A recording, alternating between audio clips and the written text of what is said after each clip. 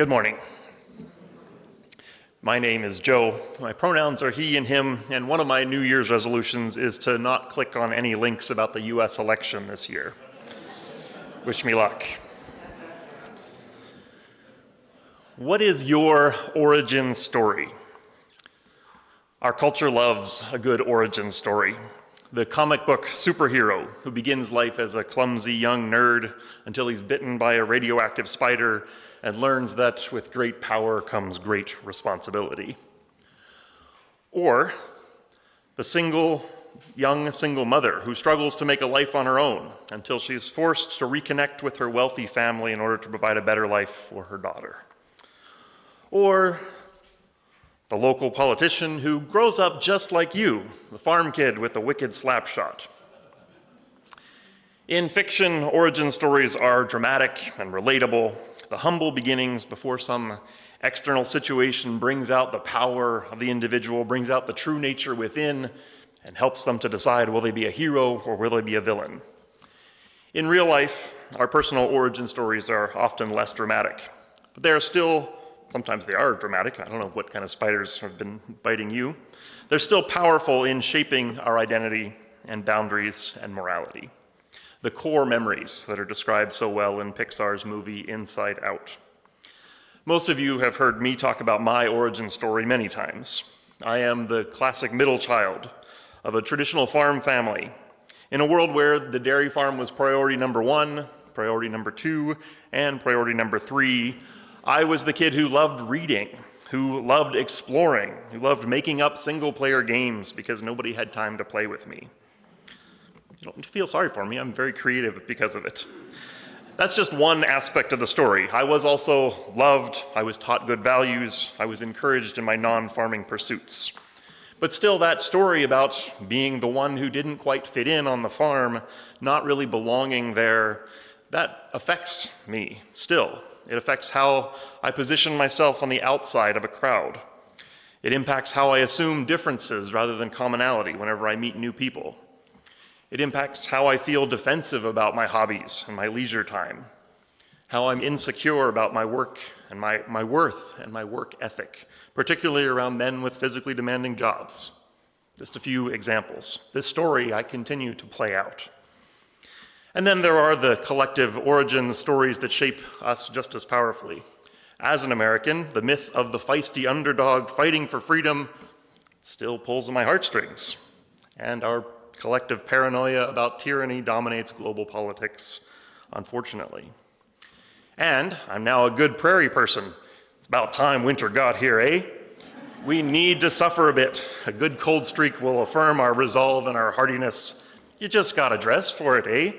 It's all about the layers. The stories we tell ourselves matter. The stories about where we come from matter a great deal. What's your story? Where do you come from? What are your core memories? I love origin stories, so if you feel like self-reflection sometime, give me a call.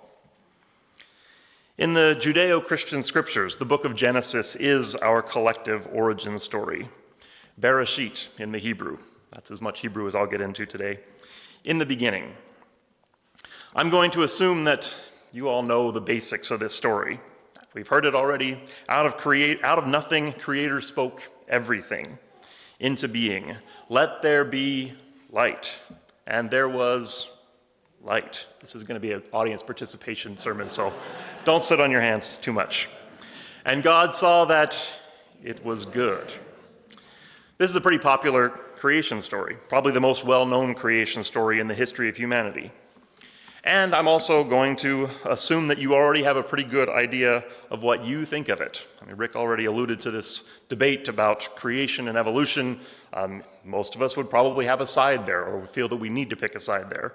There are several different ways that Christians understand this first chapter of Genesis, and much ink has been spilled, and many bites of digital insults have been hurled in the various debates around this story and what we are to do with it.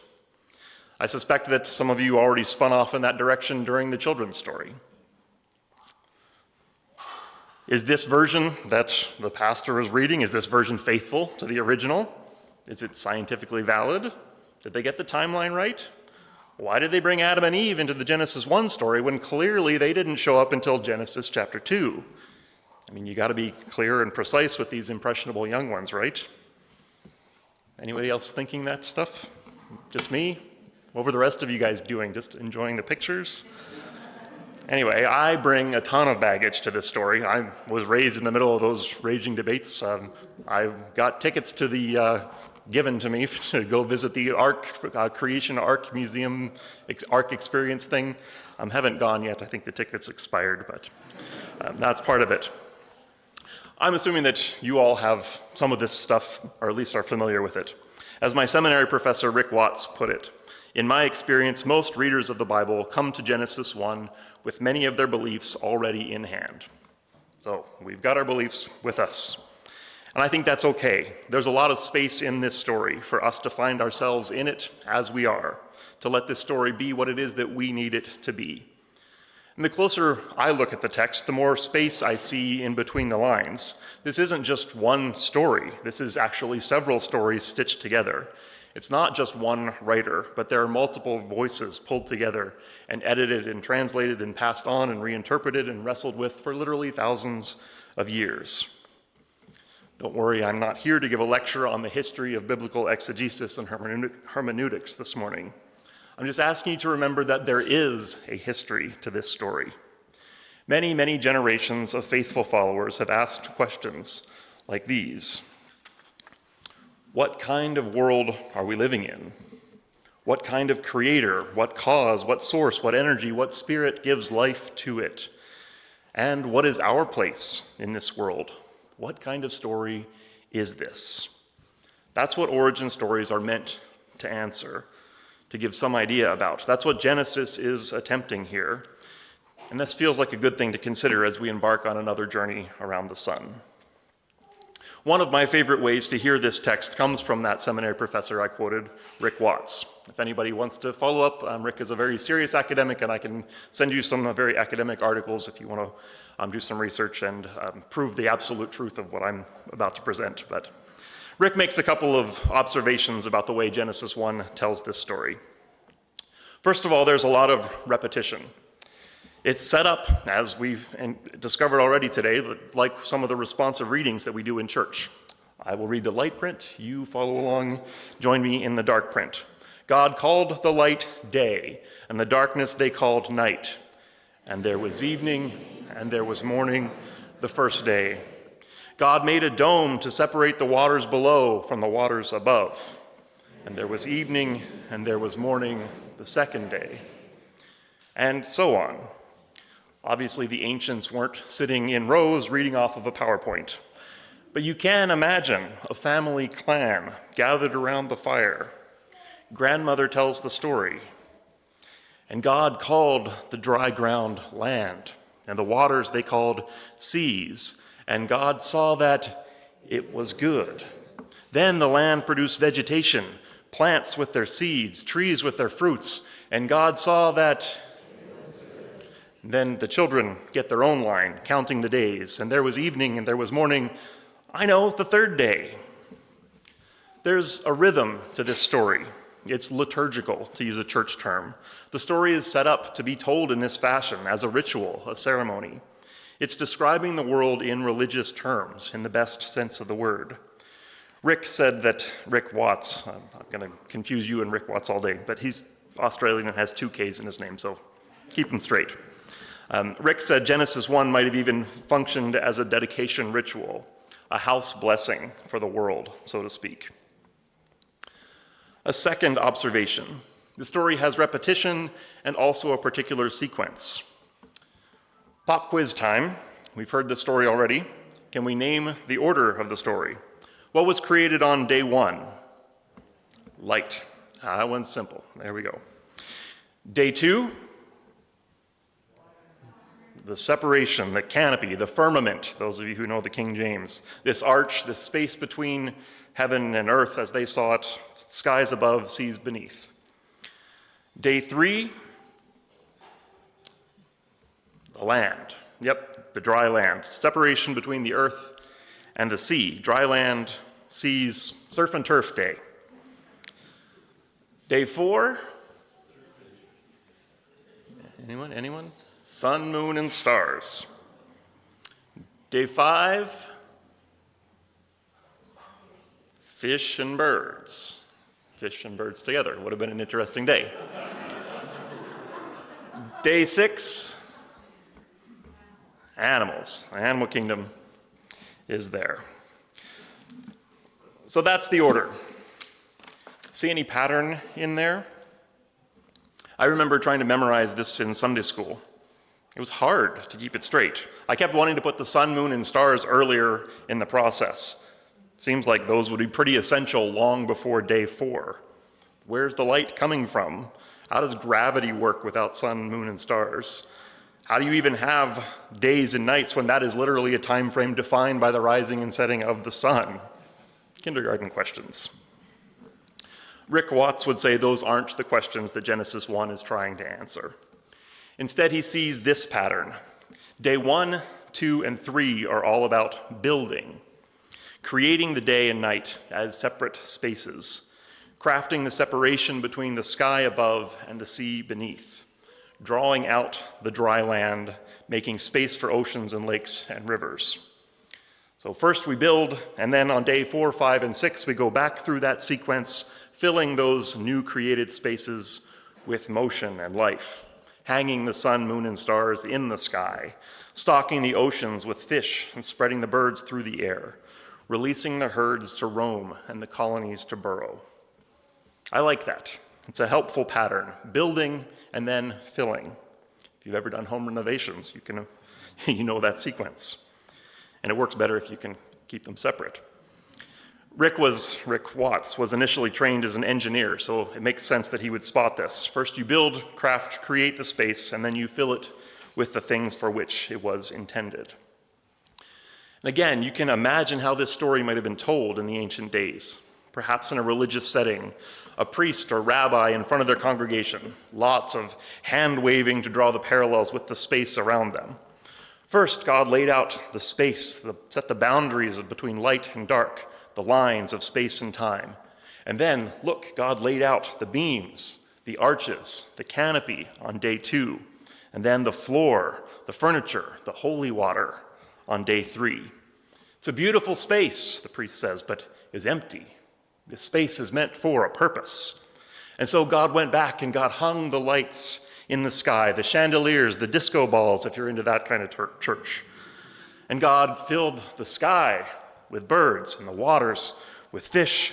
God made the ground floor teem with creatures, some tame, some wild. Look around, we have some of both here today.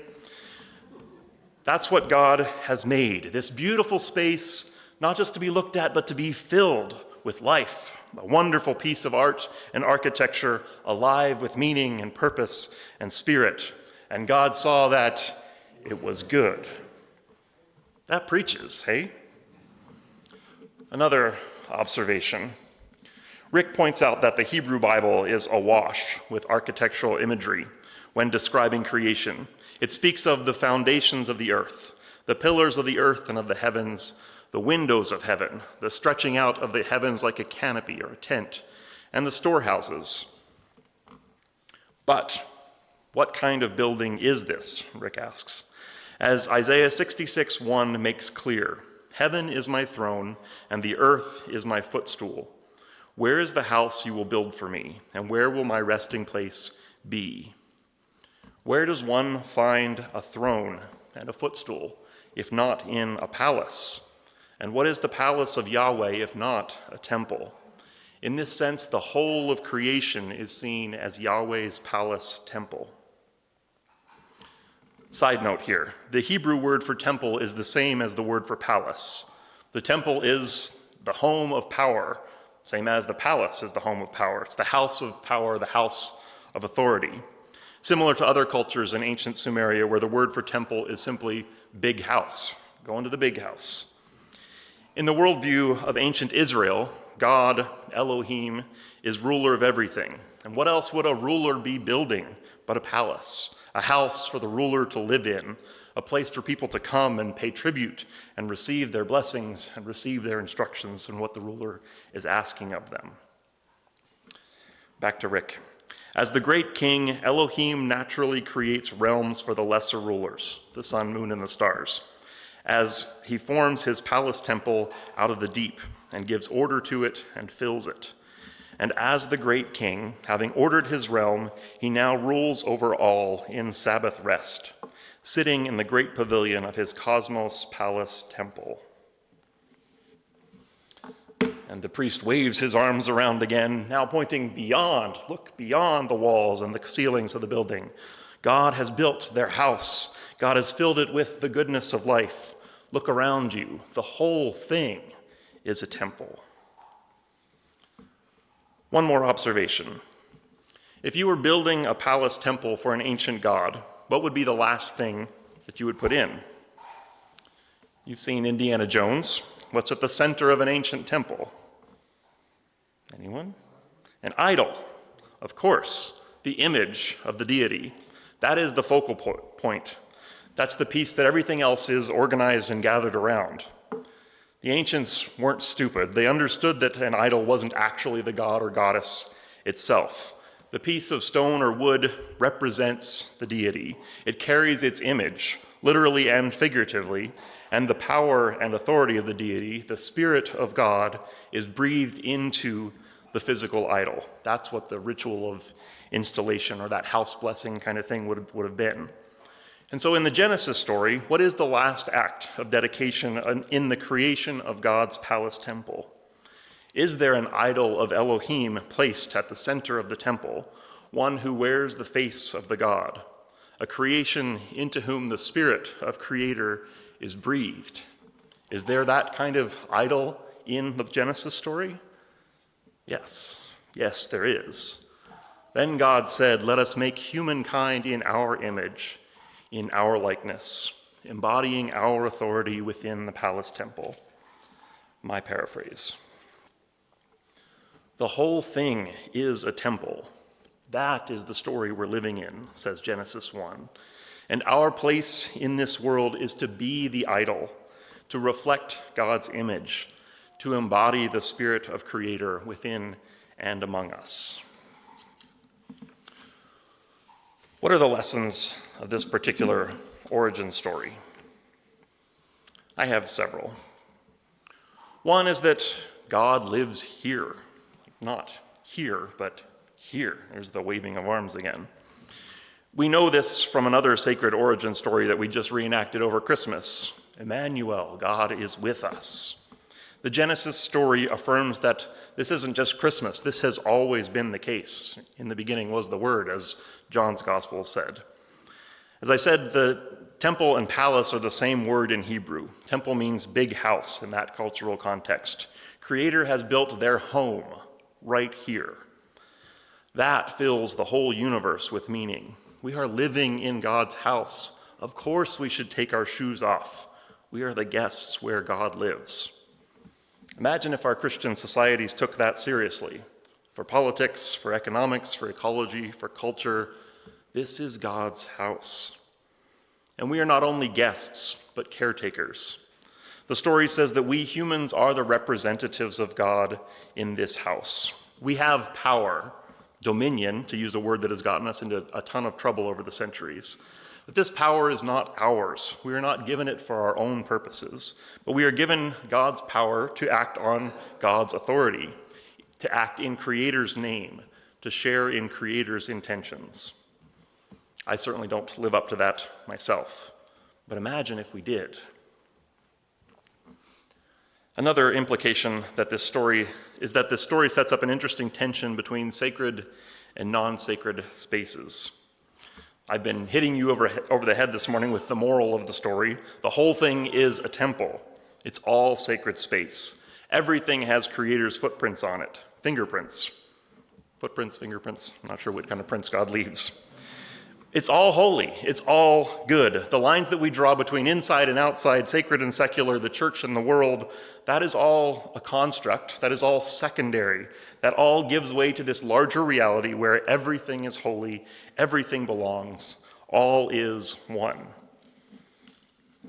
And yet, we have this story because it was faithfully passed down by a group of people who saw themselves as chosen, set apart, sacred.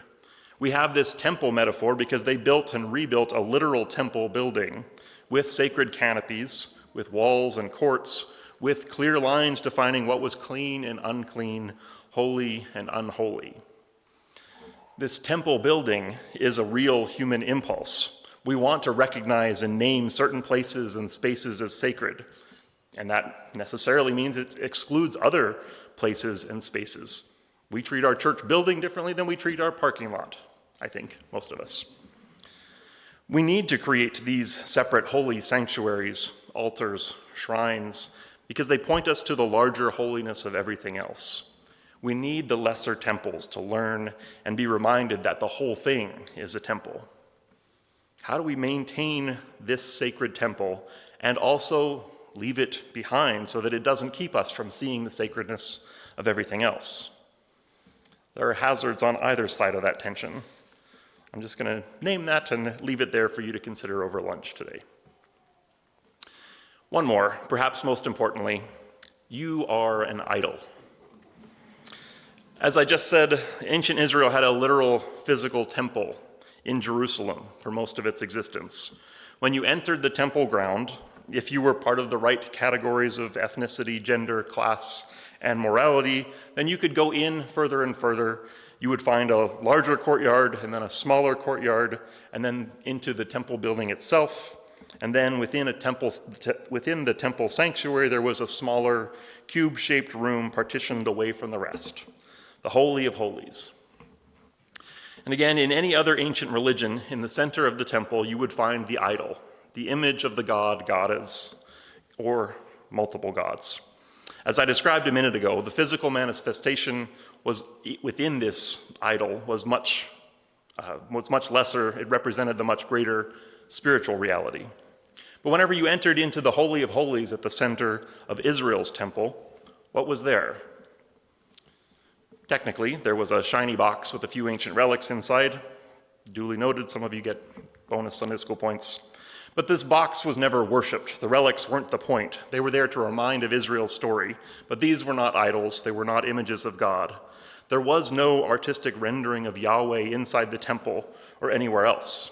You remember commandment number 2, thou shalt not make any graven images. They didn't need idols in ancient Israel because they understood that they were the idols. Inside the Holy of Holies, there was only ever one image of God, the priest, who wasn't there on his own behalf, but it represented the whole nation of Israel.